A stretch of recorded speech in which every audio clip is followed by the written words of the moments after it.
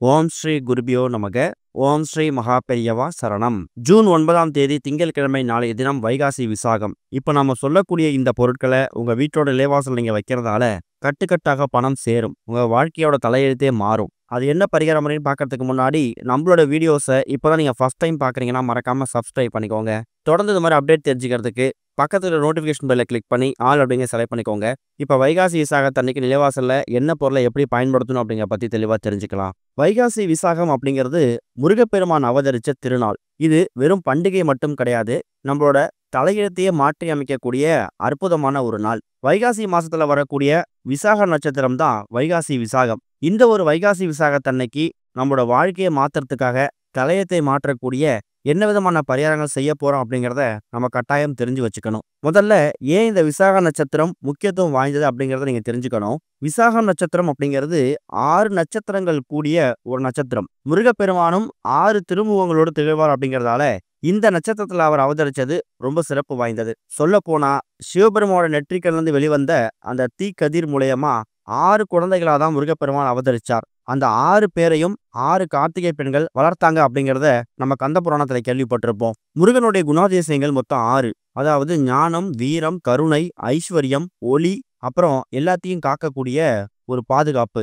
இதுதான் முருகனோட பல்வேறு அம்சங்கள். அதாவது சூரபத்மன் மாதிரியான பல அசுரர்களை அழிப்பதற்காக சிவபெருமான் உருவாக்கின ஒரு தெய்வ குழந்தை தான் முருகப்பெருமான். இந்த ஒரு சம்பவம் வைகாசி விசாகத்தனை நடந்ததா புராணங்கள்ல சொல்லப்பட்டிருக்குது.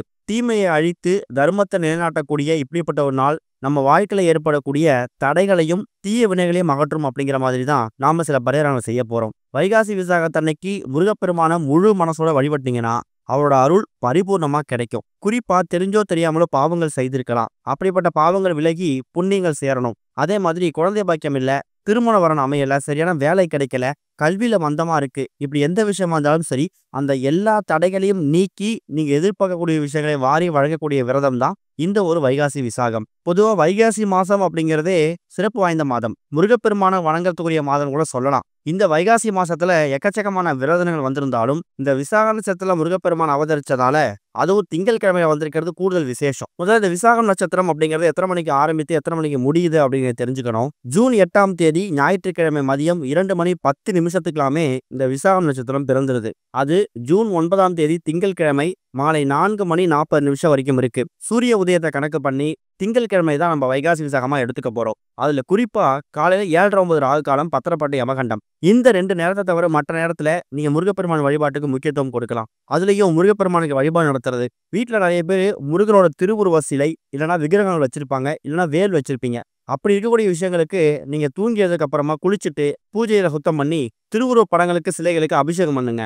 அதே மாதிரி சந்தனத்துல பன்னீர் குழைத்து அந்த சந்தனத்தால நீங்க முருகப்பெருமானுக்கு அலங்காரம் செய்யலாம். சிவப்பு நிற மலர்கள் என்ன கிடைக்குதோ அதை முருகப்பெருமானுக்கு சமர்ப்பிக்கலாம். ஏன்னா முருகப்பெருமானுக்கு சிவப்பு நிற மலர்கள் ரொம்ப பிடிக்கும். இனிப்புகள்ல என்னென்ன நைவேத்தியங்கள் செஞ்சு வச்சு படைக்க முடியுமோ, ரொம்ப முடியலையா கொஞ்சமா பால் பாயாசம் இல்லைன்னா சர்க்கரை பொங்கல், கேசரி, இது மாதிரி நைவேத்தியங்கள் செஞ்சு வச்சு படைச்சிட்டு அதை நீங்க எடுத்துக்கிறது மட்டும் இல்லாம கோவிலுக்கு எடுத்துட்டு போயிட்டு அங்க வரக்கூடிய பக்தர்களுக்கு, குழந்தைங்களுக்கு உங்க கையால கொடுக்கலாம். உங்க வீட்டுல யாருக்காவது குழந்தை பாக்கியம் இல்லைன்னா அந்த நபர்ல கோவிலுக்கு கூட்டு போயிட்டு முருகப்பெருமான் பெயர்ல அர்ச்சனை பண்ண சொல்லுங்க.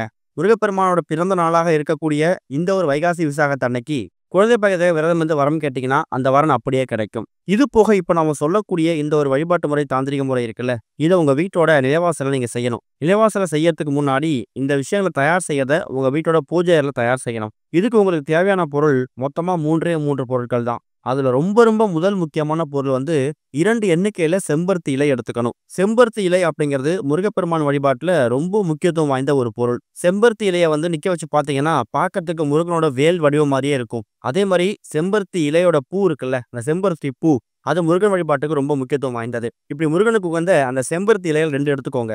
அடுத்ததா ஒரே 1 ஸ்பூன் துவரம்பருப்பு, 1 ஸ்பூன் பச்சரிசி. இந்த இடத்துல நம்ம ஏன் துவரம்பருப்பு எடுத்துக்கிறோம் அப்படிங்கிற கேள்வி நிறைய பேருக்கு வரும். துவரம்பருப்பு அப்படிங்கிறது செவ்வாய் பகவானுக்கு உகந்த ஒரு தானியம். செவ்வாய் பகவானோட அதிபதி யாரு? முருகப்பெருமான். செவ்வாய் பகவான் தான் நமக்கு இருக்கக்கூடிய கடன பிரச்சனையை தீர்த்து வைக்கக்கூடியவர். அதை விட முக்கியமானது சொத்து, வீடு, நிலம், இது சம்பந்த பிரச்சனைகள் இருக்கு, நிலுவைகள் இருக்குன்னா அது எல்லாத்தையும் தீர்த்து வைக்கக்கூடியவர். செவ்வாய் பகவானை தொடர்ந்து வணங்கிட்டு வர்றதால வாழ்க்கையில சுபிக்ஷம் உண்டாகும். இருக்கக்கூடிய கடன் வந்து முற்றிலும் தீர்ந்து இனிமே வாழ்க்கையில கடன் அப்படிங்கிற பேச்சே இருக்காது. கடன் தீர்ந்துட்டாலே அடுத்து நமக்கு என்ன நடக்கும்? வாழ்க்கையில வருமானம் அதிகமாகும்போது சேகரிப்பு அதிகமாகும், சேமிப்பு அதிகமாகும். சேமிப்பு அதிகமானாலே ஆடம்பரமான வாழ்க்கை வாழ்றோமோ இல்லையோ, அத்தியாவசியமான பொருட்களுக்கு பஞ்சம் இல்லாத நிலையான நிம்மதியான வாழ்க்கையை வாழ முடியும். அடுத்ததா ஒரே ஒரு ஸ்பூன் பச்சரிசி. பச்சரிசி ஏன் எடுத்துக்கிறோம்னா, திங்கட்கிழமை சோமவாரம். சோமவாரம் அப்படிங்கிறது சிவபெருமானுக்கு உகந்தது.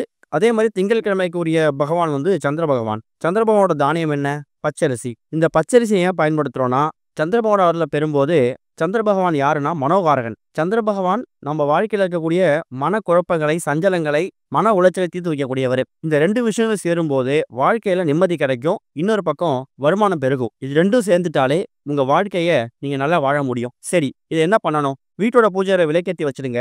பூஜை அறையில 2 செம்பருத்தியில தயார் செஞ்சு வச்சிருக்கீங்கல்ல, அந்த 2 செம்பருத்தி இலையும் முருகன் பெருமான் போட்டோ கூட வச்சுட்டு, ஒரு செம்பருத்தி இலையில 1 ஸ்பூன் துவரம்பருப்பையும், இன்னொரு செம்பருத்தி இலையில 1 ஸ்பூன் பச்சரிசியும் வச்சிடுங்க. இப்ப நீங்க வீடியோல பார்க்குற மாதிரி இந்த அளவு ரொம்ப கம்மியா வச்சாலே போதும். வைக்கும்போது ஓம் சரவண பவ, ஓம் சரவண பவன் சொல்லிக்கிட்டே வைக்கணும். பூஜையில இந்த 2 பொருளையும் வச்சு முடிச்சதுக்கு அப்புறமா முதல்ல முருகப்பெருமான மனசாவே வேண்டிக்கோங்க. அடுத்தா சிவபெருமான வேண்டிக்கிட்டு, கடைசியா செவ்வாய் பகவான் கிட்ட எங்களோட கடன் பிரச்சனையை முற்றிலுமா தீரணும். முருகப்பெருமான் அவதரிச்சிருக்கக்கூடிய இந்த ஒரு வைகாசி விசாக தினத்துல இருந்து எங்க வாழ்க்கை புதுசா பிறந்து ஒரு புதிய அவதாரமா இருக்கணும் அப்படிங்கிற மாதிரி மனசுட்டு வேண்டிக்கோங்க.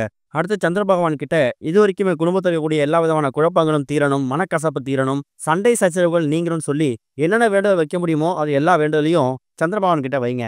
அதுக்கப்புறமா இந்த 2 பொருட்களையும் உங்க வீட்டோட நிலைவாசல்ல கொண்டு போய் வைக்கணும். நிலைவாசல் அப்படின்னா தினமும் வீட்டுல நிலைவாசல விளக்கேத்துவீங்கல்ல, காமாட்சி விளக்கு ஏத்துவீங்கல்ல, அந்த விளக்கு பக்கத்தோட நீங்க வச்சுக்கலாம். ஆனா இதை வைக்கக்கூடிய நேரம் அப்படிங்கிறது மாலை 4:40 மேலோட வைக்கலாம். ஆனா தயார் செய்யறத 4:40 முடிச்சிடணும். ஏன்னா 4:40 விசாக நட்சத்திரம் முடிஞ்சிடும். விசாக நட்சத்திரம் முடியறதுக்குள்ள இந்த ஒட்டுமொத்த அமைப்பையும் தயார் செய்து பூஜையில படைச்சிட்டு, அதுக்கப்புறம் விசாக நட்சத்திரம் முடிஞ்சாலும் பரவாயில்ல, மாலை ஒரு 6-7 மணிக்கு மேல கூட நிலைவாசல் பண்ணி வச்சிடுங்க. வச்சுட்டு மறுநாள், அதாவது செவ்வாய்க்கிழமை காலை வரைக்கும் இந்த அமைப்பு இரவு முழுக்க வீட்டு நிலைவாசல இருக்கட்டும். மறுநாள் தூங்கியதுக்கு அப்புறமா நீங்க நிலைவாசல் ஊத்தப்படுத்தும் போது இந்த ஒட்டுமொத்த அமைப்பை அப்படியே எடுத்துட்டு போயிட்டு தண்ணியில விட்டுருங்க. அதை இங்க பயன்படுத்த வேணாம். இது மூலியமா என்ன நடக்கும்னா, செவ்வாய் பகவானோட அருளும் சந்திர பகவானோட அருளும் ஒரு சேர கிடைக்கும். செவ்வாய் பகவான் அருள் கிடைக்கும் போது கடன் பிரச்சனை காணாமல் போகும். இனிமே வாழ்க்கையில கடனோட சுச்சுவேஷனுக்கு தள்ளப்பட மாட்டீங்க.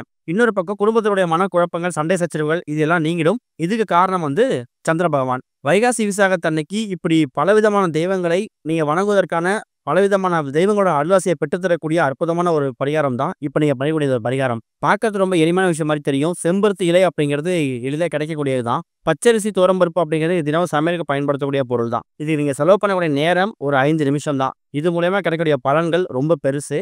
இது வரைக்கும் வாழ்க்கையில எந்த தடைகள் இருந்தாலும் அந்த தடை எல்லாத்துக்கும் நல்ல தீர்வு கிடைக்கும்.